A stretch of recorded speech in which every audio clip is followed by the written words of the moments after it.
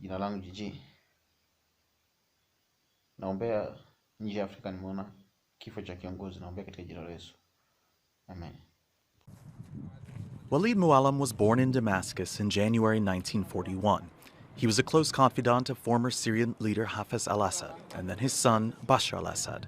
A career diplomat, his tenure at the Foreign Service saw him serving in Saudi Arabia, Tanzania, Spain, and the UK. He was the Syrian ambassador to the US between 1990 and 2000. On his return, he became Assistant Foreign Minister. 5 years later, he became Deputy Foreign Minister. He gave his first interview to a Western outlet in 2012 at the height of the Syrian war, accusing the US of creating terrorism in his country. A vocal defender of the Assad government, he often blamed others for the country's problems. He denied the existence of the Shabiha, a pro-government paid militia who were suspected of committing atrocities early on during the civil war, while blaming 60% of the violence on Turkey, Qatar, and Saudi Arabia, with the United States, as he called it, exercising its influence over all others. He was also present at many of the talks aimed at ending the violence over the years, but would often take a hardline stance calling opposition groups terrorists. Throughout his tenure, he maintained close contacts with Iran, meeting regularly with the leaders of that country. Al-Moallem would also hit out at Israel.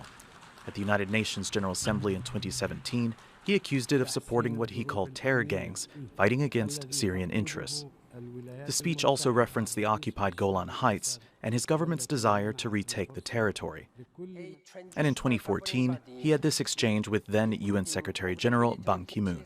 Mr. Deputy Prime Minister, I'm sorry to... can you just wrap up, because you have spoken only 20 minutes. Yourself, you live in New York, I live in Syria.